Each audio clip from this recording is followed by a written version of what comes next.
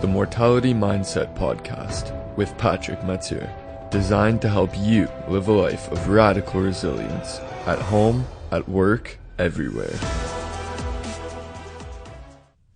Hi there, my name is Patrick Mathieu. Welcome to another episode of the Mortality Mindset Podcast. Today I want to circle back and talk about goals. And I say circle back because in the last episode, I asked you some questions. And just for review, you should go back and listen to the other one if you haven't already. But just for review, I asked you what you want to experience. What is it that you want to experience in your life? And I said something. The phrase that I said is, I don't think we're here to achieve goals. That's my personal opinion, is that we're not on this earth to achieve goals. And then I clarified that by saying, I'm a coach. I've been a coach since 2008. I work with people all the time on achieving goals, on setting goals and achieving goals and the accountability and all of the productivity pieces that go along with that. But I don't think that should be the focus. And what I talked about was the difference between accomplishing something, like a goal, and experiencing something. And the way I define that loosely is that accomplishing something is binary. You either accomplish it or you don't. It's a yes, no, pass, fail kind of thing. Whereas experiencing something, it's a process. It's an ongoing thing. You can be experiencing different levels of it. And you can be in the process of working towards experiencing that thing and be experiencing that all the way along without ever having to get there, if that makes sense. And I got some pushback from people. I think people were concerned that I was saying that goals aren't important, or that people were saying that goals, people thought I was saying that goals don't matter. So I want to clarify that with this episode, because I think goals are important, and I know that goals are important, but I think we need to understand the roles of goals. So where goals should fall in the grand scheme of things. So a couple of things. One of the pitfalls of working towards a goal-driven mentality is, the first one is, obviously, you might not achieve them. And so if you set goals for yourself, whether they're personal goals like fitness or health kind of goals, and you don't achieve them, then you're going to feel bad. Then you might feel bad. And if they're business goals or career goals and you don't achieve them, there can be that sense of failure. There can be that sense of let down. There can be that sense of not achieving what you set out to achieve. And, if that happens more than once, that can start to take a toll on you. It can start to build up and become a story about, the failures. And then that might turn into, I am a failure. And then you're in big trouble. The other pitfall, the other potential pitfall is that you might actually achieve it. Right. And that can be a pitfall too. I mean, it sounds like a good thing on the surface that you could achieve your goal, but it can also be a pitfall because for two different reasons. You achieve your goal. Yeah. All right. I made it. Now what? It's that sense of getting to the top and then looking around and saying, okay, now what? And, I talk about the Buzz Aldrin effect. And I wrote about this in my first book. But Buzz Aldrin, in his autobiography, talked about the fact that, he said that after walking on the moon, everything else in life seemed insignificant. And that's this problem with achieving your goals, is that if you're just completely goal-driven, and you knock off the biggest possible goal that you set for yourself, then what? If you aim high, you set this huge big goal like walking on the literal moon, like literally walk. I sound like, a teenager here, literally walking on the literal moon, and you do it, where do you go from there? And it's not that setting a goal of walking on the moon is the problem. It's that having that be the thing that defines you, having that be the thing that defines your mission, why you're there, what you're all about, that's the problem. And I'm going to come back to that in a minute. But the other thing is, so yes, it's a problem if you achieve it and it's like, yeah, I made it, and then you don't know what to do.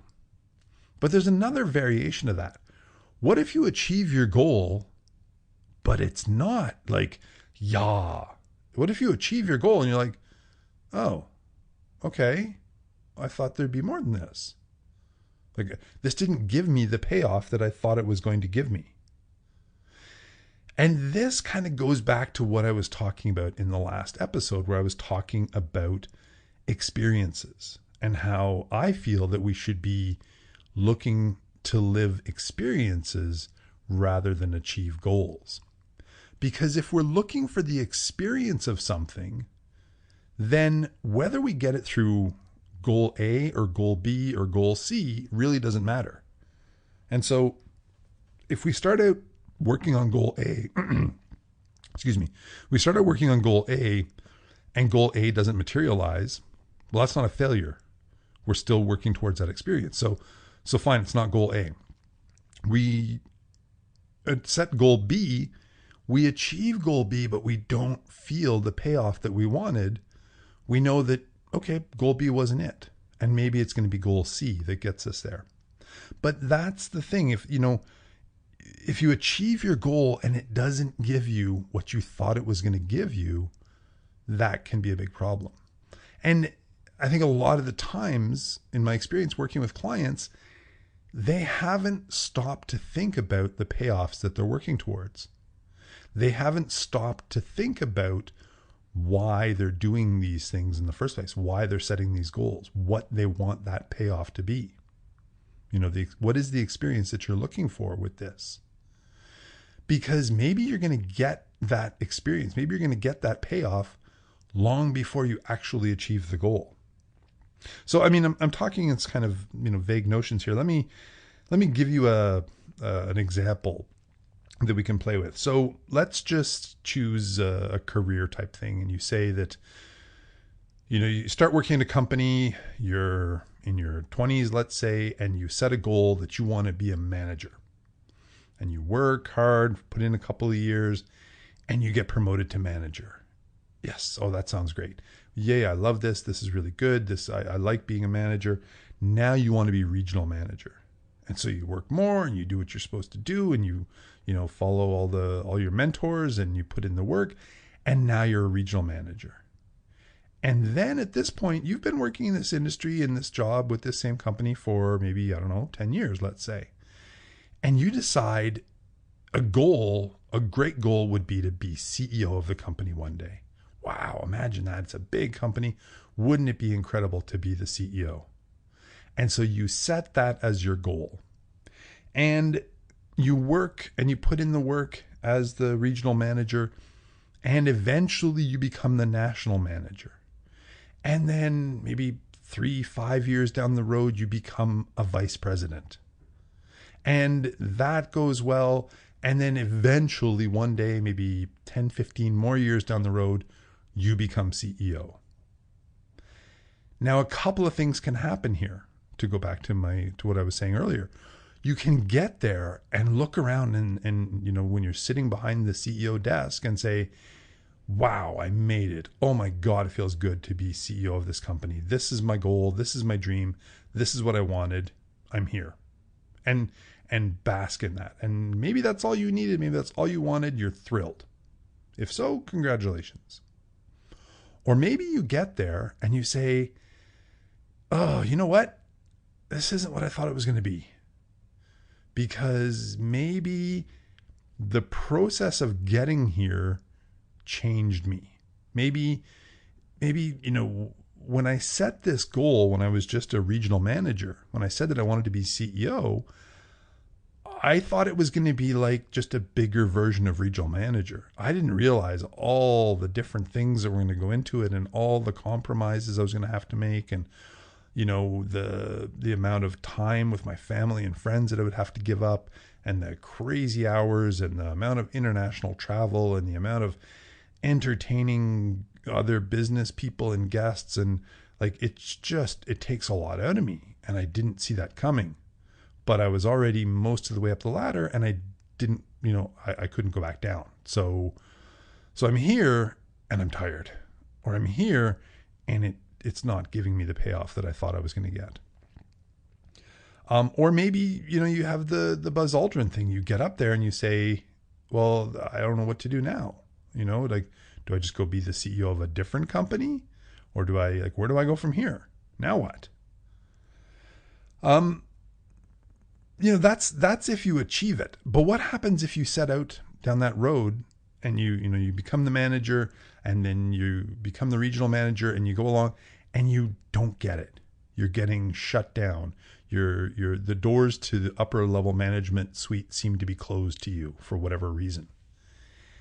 If you're defining success, if you're defining your business life and your career by that job title and how close you are to the CEO suite, things are not going to be good. You're not going to feel great about yourself. You're not going to feel great about your work or your career or your life.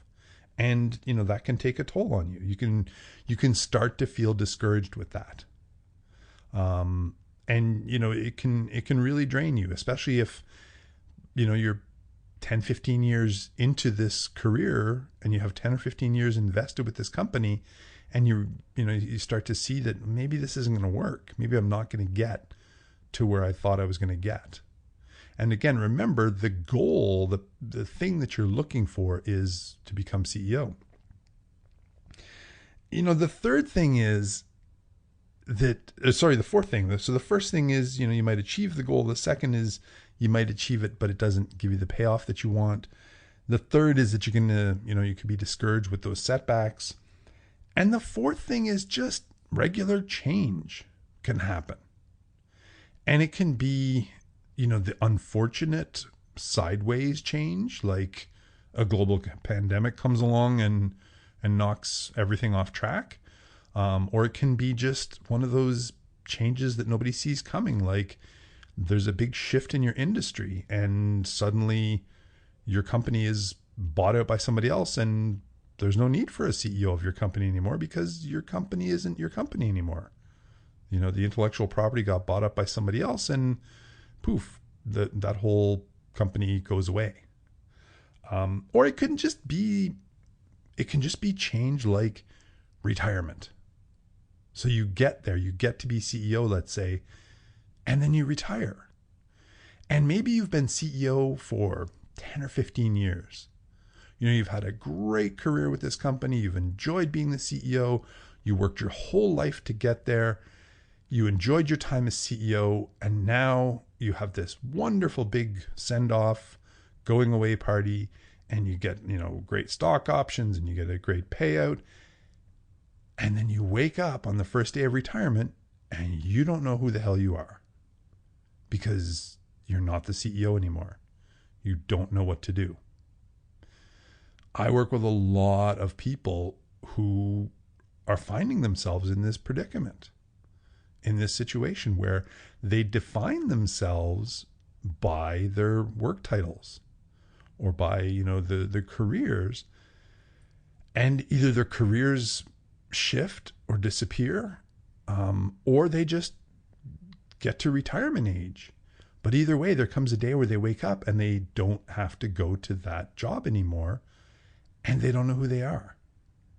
And so all of these things can happen to you if you're making the goal the most important thing. If you're chasing that accomplishment, if you're chasing that goal. And when I'm talking about the role of goals, and I talked about this in the last episode, the idea of having experience be what I think you should be chasing after as opposed to the goals. When you put experience first, then the goals work towards building that experience, or towards having that experience. So again, this is kind of abstract. So let me give it another analogy here. I'm the king, let's just say, of my mythical kingdom. And I have my knights, I have my generals, I have my soldiers. And I could just say to them, you guys are the military people, you guys are the experts in tactics, you just, you do what you think is best. And that's goal-oriented thinking. So you leave it up to these people who are very good at what they do to decide what comes next. And so they may decide, well, I think, our neighbor to the south is being a little aggressive. We need to fortify our southern border. Or I think that our neighbor to the north is weak right now, and I think we could probably take them over and increase our farming capability and increase our minerals, because they have minerals, let's say, there.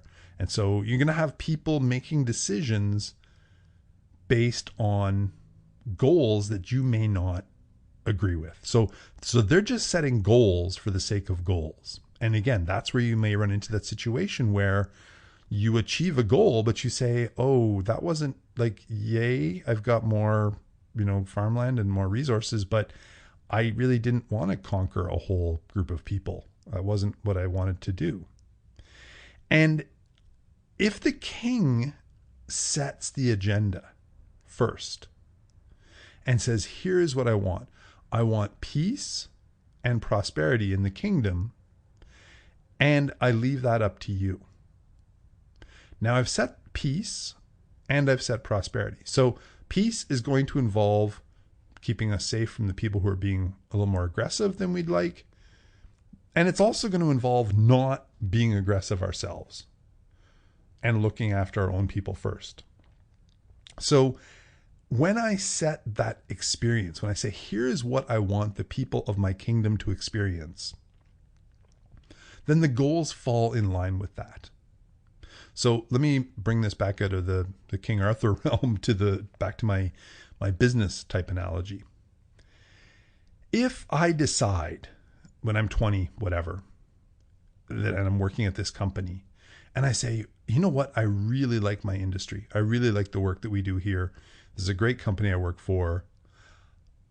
My mission is to make an impact on this industry, because I see the potential that our industry has to help all kinds of people all over the globe. And my mission is to make the best impact that I possibly can. Okay, now one of the ways that I might do that is by being CEO of this great company. And so as I start to work through those ranks, and I go from being the manager to the regional manager to the national manager to the vice president to the CEO, all the way along, I have that higher principle in mind of making a difference in our sector, in our industry. It's not just about climbing the ladder. It's not just about the title. It's not just about the power and the bonuses and the extra perks that come along with that. It's all being done in service to something bigger, which is to make an impact on the industry. And guess what? If changes pop up, if the company shifts, if the industry shifts, I can pivot much more easily because, oh, wait a minute, this company looks like it's going to be bought out. Okay, no problem. I can still make an impact on this industry. I will just do it in a different way. I'm going to maybe start a foundation, or I'm going to, go and work for a different company in the same industry. And that's not a setback, and that's not look at me, I'm still making a difference in the industry. A big difference from, trying to become the CEO of this one company. So I hope this is helping to explain a little bit more my concept of the roles of goals. I think goals are important, as long as they're set and measured in service to a larger principle, in service to a larger objective.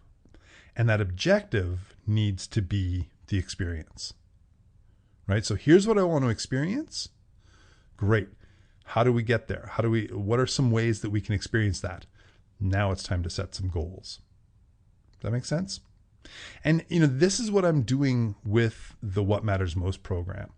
The What Matters Most, the idea behind figuring out what matters most in the context of the mortality mindset is that what matters most is the mission. It's the vision. It's the big picture, high level payoffs.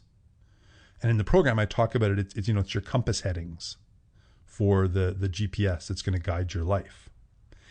And if you've got those locked in, then it doesn't matter if you have to take a detour. It doesn't matter if, the way is blocked and you have to find another way around it, because you always will know that you're still on track. But if all you know is the goals, which are going to be, like progressing through the manager, regional manager, national manager, all that sort of stuff, like, okay, and then our next stop should be this town, and our next stop should be this town. And oh, wait a minute, now we've been forced off the highway. We're not going to make it to the next town on time. I don't know where we're going now. And everything suddenly seems to be in chaos. If you have the coordinates and you know what the bigger vision is and what it is that you're there to experience, it's all just part of the experience. But if you're stuck on the goals, if you're stuck at that sort of micro level thinking, that's where the real problems can start to pop in. Okay. Let me know if that makes sense. If you've got questions, shoot me an email, drop me a note in the comments, and I'm going to talk a little bit more about this sort of concept of goals and productivity and time management and things like that in future episodes. So stay tuned for those. And in the meantime, take care, be safe, and live like it matters.